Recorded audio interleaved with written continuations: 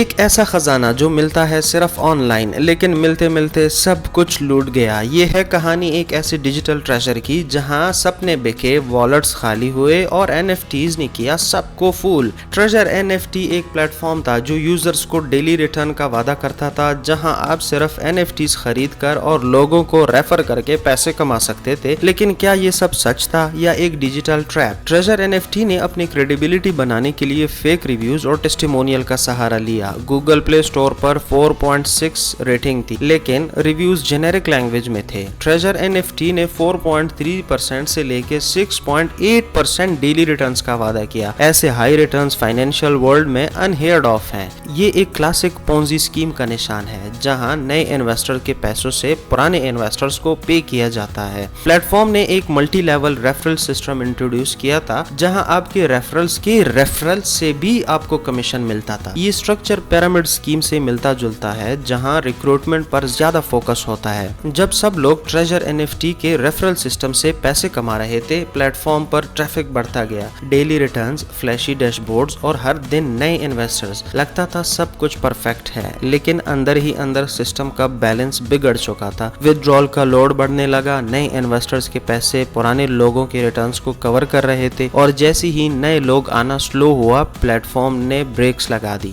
کچھ لوگوں کی ودرالز 24 گھنٹے میں نہیں آئے، پھر 48 گھنٹے، پھر 72 گھنٹے اور پھر پلیٹ فارم نے ایک اناؤنسمنٹ کی، due to high traffic withdrawals may be delayed temporarily, your funds are safe۔ یہ وہ مومنٹ تھا جب ٹریجر NFT نے اپنا فائنل ٹریپ ایکٹیویٹ کیا۔ کئی یوزرز نے رپورٹ کیا کہ ان کے اکاؤنٹس بنا کسی وجہ کے فریز کر دیے گئے اور withdrawal پروسیس ہونے میں کئی دن لگتے تھے۔ کچھ لوگوں نے تو کبھی اپنے فنڈز واپس ہی نہیں دیکھے۔ جب لوگوں کو سمجھ آیا کہ یہ اسکیم تھا تو سوشل میڈیا پلیٹ فارمز پر ایک ڈیجیٹل ہنگامہ مچ گیا۔ ٹیلی گرام اور واٹس ایپ گروپ میں لوگ اپنی فرسٹریشن نکال رہے تھے، کچھ غصے میں تھے، کچھ اداسی میں اور کچھ بس کنفیوز۔ کسی نے کہا میں نے اپنے سیونگز لگا دیے تھے، کسی نے لکھا میرے بھائی کو بھی ریفر کیا تھا، اب اس سے نظر ملانا مشکل ہے۔ کچھ لوگوں نے یوٹیوب پر اپنی ایکسپیرینس شیئر کیے، وارننگ ویڈیوز بنائے، لیکن تب تک بہت دیر ہو چکی تھی۔ ٹریجر NFT کا ایپ گوگل پلے اسٹور سے غائب ہو گیا، ویب سائٹ بھی آف لائن چلی گئی اور لوگوں کا پیسہ تھا وہ بھی ہوا ہو گیا۔ اندازے کے مطابق ٹریجر NFT سے